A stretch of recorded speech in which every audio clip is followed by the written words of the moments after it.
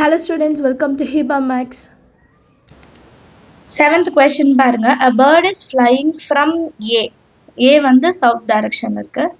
Towards B, northwest at an angle of 35 degree. இதில் வந்து ஒரு ஸ்டேட்மெண்ட் படிக்கும் போதே வரைஞ்சிடலாம். A வந்து இங்கே இருக்காங்க. இது வந்து சவுத் டைரக்ஷன். இந்த சவுத் டைரக்ஷன் வந்து டுவர்ட்ஸ் B. இந்த பேர்டு ஏலேருந்து பிக்கு பறந்து போகுது. பறந்து போகிற டைரக்ஷன் என்ன? North west. சரிங்களா? நார்த் வெஸ்ட் அந்த ஆங்கிள் வந்து 35 டிகிரி மார்க் பண்ணுது. அடுத்தது பாருங்க. A point 30 kilometre away from A. So அது போய் ரீச் ஆகுற பாயிண்ட் வந்து பி, அது 30 கிலோமீட்டர் தள்ளி இருக்குன்றாங்க. அடுத்தது அட் பி. பியில் வந்து it changes its course of direction and lead towards C. C எங்கே இருக்கு? நார்த் ஈஸ்ட் சைடில் இருக்கு. On a bearing of 48 degree by vertical and a distance of 2 kilometers away. Bல இருந்து நார்த் ஈஸ்ட் டைரக்ஷனில் பறக்குது. 48 டிகிரி கிரியேட் பண்ணுது அண்ட் 32 கிலோமீட்டர்ஸ் தள்ளி இருக்கு. சரிங்களா? அண்ட் இதில் ஒரு சில விஷயம் நம்மளே கண்டுபிடிச்சிடலாம். இப்போ பில இருந்து கியூலேருந்து சி நான் ஒரு ரைட் ஆங்கிள் மாதிரி எடுத்துக்கிறேன்னு வைங்களேன். இது 90 டிகிரி ஆகிடும். So sum of interior angle வந்து 180 ஒரு ட்ரையாங்கிளில். 180ல் 90 போச்சுன்னா மிச்சம் 90 இருக்குது. 90ல் 48 போனால் 42. இந்த ஆங்கிள் கண்டுபிடிச்சிடலாம். அதே மாதிரி இந்த பக்கம் ஆங்கிளும் நம்ம கண்டுபிடிச்சிடலாம். 35, 90ல் 35 போச்சுன்னா வந்து 55. டோட்டலாக 180, 180ல் 90 போனால் மிச்சம் 90, அதில் 35 மைனஸ் பண்ண 55. சரிங்களா? இப்போ ஒரு கொஸ்டினாக கேட்குறாங்க. How far B is to the north of A. இப்போ இது ஏ.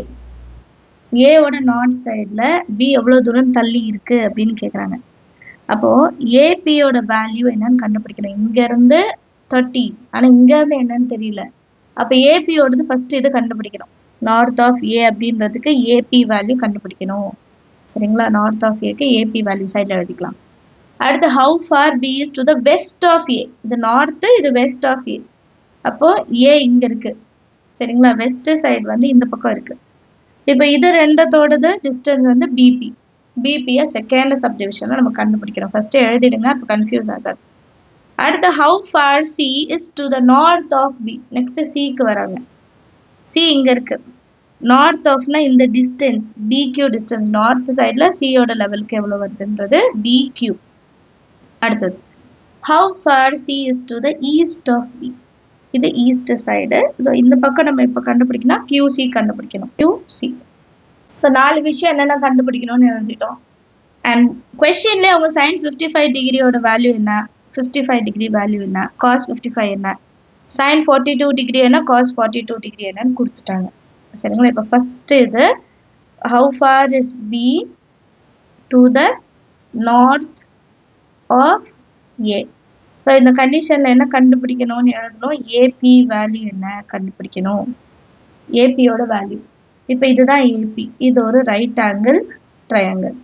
இப்போ இங்கே காசு சைன் வச்சுட்டு ஈஸியாக கண்டுபிடிச்சிடலாம். Opposite side by hypotenuse. ஏன்னா ஹைப்போட்டெனஸோட வேல்யூ இருக்குது. இப்போ நான் 55ல் எடுத்துக்கிறேன்னு வைங்களேன். ஆப்போசிட் பை ஹைப்போட்டெனஸ் வச்சு எடுத்துக்கலாம். ஏபி வேல்யூ தானே வேணும். So in triangle ABP angle B வந்து 90 டிகிரியாக இருக்குது. அப்போது நான் இந்த ஆங்கிள் ஆல்ரெடி டயக்ராமில் கண்டுபிடிச்சா அது திருப்பி எழுத வேணாம். பெரிய லென்த், அது வந்து லென்த்தாக இருக்கும் ஸ்டேட்மெண்ட்ஸ். நமக்கு சொல்யூஷன் புக்கில் இது வரைக்கும் தான் கொடுத்துருக்காங்க. ஸோ இதை அப்படியே நம்ம ஃபாலோ பண்ணலாம். இந்த சைன் 55 டிகிரி, ஏன்னா கொஸ்டினில் 55 டிகிரி கொடுக்கல. நம்ம எப்படி எடுத்தோன்றதை நான் எக்ஸ்பிளைன் பண்ணிட்டேன். சரிங்களா? இப்போ sine 55 degree is equal to opposite by hypotenuse. Opposite AB, hypotenuse வந்து 30. இப்போ சைன் 55 டிகிரிக்கு கொஸ்டின்லேயே கொடுத்துட்டாங்க 0.8192. 0.8192 into 30 is equal to AP. இப்போ இது ரெண்டு மல்டிபிள் பண்ணுங்கள்.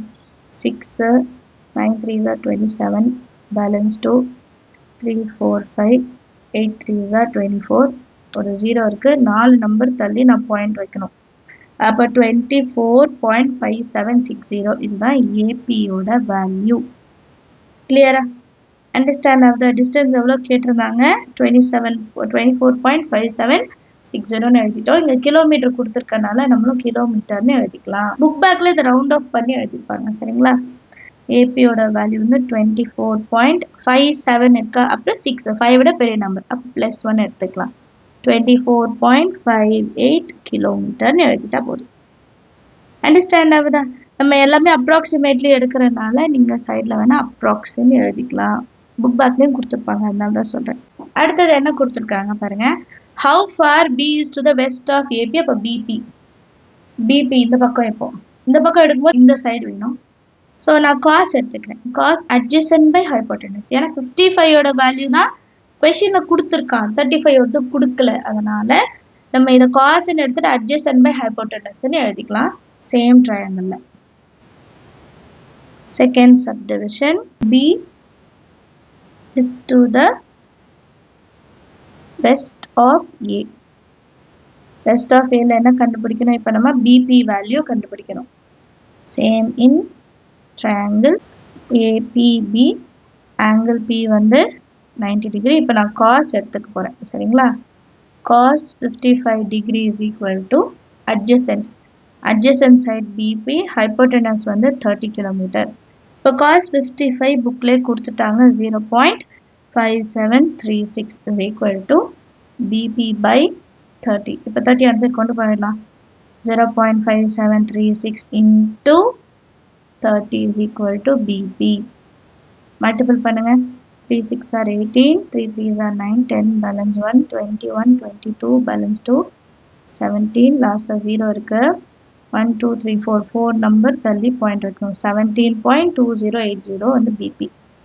இப்போ 2 டெசிமல் பிளேஸ் வரைக்கும் எடுக்கணும். அப்போ 8 இருக்கு. 5 விட பெரிய நம்பர், அப்போ 0 + 1. இப்போ BP is equal to 17.21 kilometre approximately எழுதிக்கலாம். கிளியரா?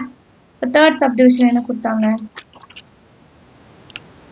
Third subdivision how far C is to the north of B. C வந்து north of B னா BQ. இப்போ இது ஒரு ரைட் ஆங்கிள் ட்ரையாங்கிள். சேம் நமக்கு ஹைப்போட்டனஸ் இருக்கு. அண்ட் கொஷின்ல 42 தான் கொடுத்துருக்கு. அப்போ 48 எடுக்க முடியாது, 42 தான். 42 எப்படி கண்டுபிடிச்சோன்னு எக்ஸ்பிளைன் பண்ணிட்டேன். சம் ஆஃப் இன்டீரியர் ஆங்கிள் 180, அதில் 90 போச்சுன்னா 90, அதில் 48 போச்சுன்னா 42. சரிங்களா? இப்போ ஃபஸ்ட்டு நமக்கு ஆப்போசிட் சைட் தான் தேவை. So opposite side by hypotenuse sin 42 தான் எடுத்துக்க போகிறோம். C to the north of B. C to the north of B எல்லாம் கண்டுபிடிக்கணும். BQ கண்டுபிடிக்கணும். இந்த கொஷின் எழுதும் போதே எழுதிட்டோம். இன் ட்ரையாங்கிள். ட்ரையாங்கிள் இப்போ என்ன இருக்கு? BQC. நீங்கள் புக் வச்சுட்டு சைடில் அந்த டயக்ராம் பாருங்க. சரிங்களா? BQCயில் sin 42 degree is equal to opposite side தான் BQ கண்டுபிடிக்கணும். ஹைப்போட்டனஸ் வந்து இங்கே 32, லாஸ்ட் இதில் 30 இருக்கும், இங்கே 32. sin 42 எவ்வளோ கொடுத்துருக்காங்க புக்கில்? 0.6691 இன்ட்டு இந்த 32 மேலே கொண்டு வந்துடலாம். is equal to BQ. இப்போ 32, ஸோ நான் சைடில் சால்வ் பண்ணுறேன். 6691 into 32, 2 18 13 13 0 3 1s are 3, 7 balance 2, 20 balance 2, again 20, 2 11 11 4 1 2, 2 1 4 1 1 2. 4 number தள்ளி பாயிண்ட் வரணும். இப்போ 21.41, 21.4112. இது வந்து BQவோட வேல்யூ. இப்போ நம்ம ரவுண்ட் ஆஃப் பண்ணோம்னா 1க்கு அப்புறம் 1 தான் இருக்குது. அப்போ BQவோட வேல்யூ டைரெக்டாக 21.41 எழுதிட்டா போதும். Kilometres approximately. சரியா? அது ஃபோர்த் சப்டிவிஷன் பார்க்கலாமா? Fourth subdivision how far C is to the east of B. இதுதான் ஈஸ்ட் சைடு. அப்போ QC கண்டுபிடிக்கணும். சரிங்களா? டைரக்டாக எழுதலாம். ஃபோர்த் சப்டிவிஷன் QC கண்டுபிடிக்கணும். இப்போ QC வந்து adjacent side. cos 42 எடுத்தா adjacent by hypotenuse. நம்ம ஆல்ரெடி இந்த ட்ரையாங்கிள் மென்ஷன் பண்ணனால அது கீழே டைரக்டாக எழுதலாம். cos 42 degree is equal to QC by 32, adjacent side by 32. cos 42 ஓட வேல்யூ என்ன கொடுத்துருக்காங்க 0.7431 into 32 is equal to QC. 7431 into 32. 2, 6, 8, 14, 3, 9, 12, 22. 2, 9, 7, 7, 3, 2. 4 number தள்ளி பாயிண்ட் வைக்கணும். அப்புறம் 23.7792. 23.7792 QC. இப்போ 2 டெசிமல் பிளேஸ் எடுக்கணும். 9 இருக்கு. அப்போ இங்கே +1. இப்போ QC is equal to 23.78 kilometer approximately எழுதிக்கலாம். அண்டர்ஸ்டாண்ட் ஆகுதா?